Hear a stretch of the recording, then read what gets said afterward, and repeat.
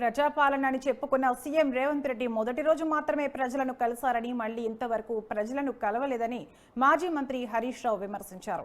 ప్రమాణ స్వీకారం చేసేటప్పుడు ప్రగతి భవన్ ముందు ఇనుప కంచెలు బద్దలు కొడుతున్నామన్న సీఎం మొదటి రోజుకే పరిమితమయ్యారని, రెండో రోజుకు మంత్రులు పరిమితమయ్యారని ఎద్దేవా చేశారు. ఇక మూడో రోజు తర్వాత అవుట్సోర్సింగ్ ఉద్యోగులే మిగిలారని హరీష్ రావు మండిపడ్డారు. మరి ఇదేనా మీరు చెప్పిన ప్రజాపాలన అని హరీష్ రావు ప్రశ్నించారు. ప్రమాణ స్వీకారం చేసేటప్పుడు ప్రగతి భవన్ ముందు ఇనుప కంచెలు బద్దలు కొడుతున్నామో అన్నారు. అది పెట్టిందే కాంగ్రెస్ ప్రభుత్వం. మీ మేనిఫెస్టోలో ఏం చెప్పారు?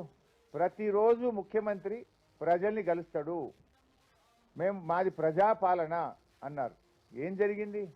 మొదటి రోజే కలిసిండు రేవంత్ రెడ్డి. ఒక్కరోజు మొదటి రోజు మాత్రమే ప్రజల్ని కలిసిండు. మళ్ళా ప్రజల్ని కలిస్తే ఒట్టు. రెండవ రోజు మంత్రులు పోయిండ్రు, వాళ్ళు ఒక 2 రోజులు కలిసిండ్రు. ఇక మూడో రోజు తర్వాత అవుట్సోర్సింగ్ ఉద్యోగులే మిగిలింది అక్కడ. మరి ఇదేనా ప్రజాపాలన? నువ్వు బద్దలు కొట్టి ఏం చేసినావు?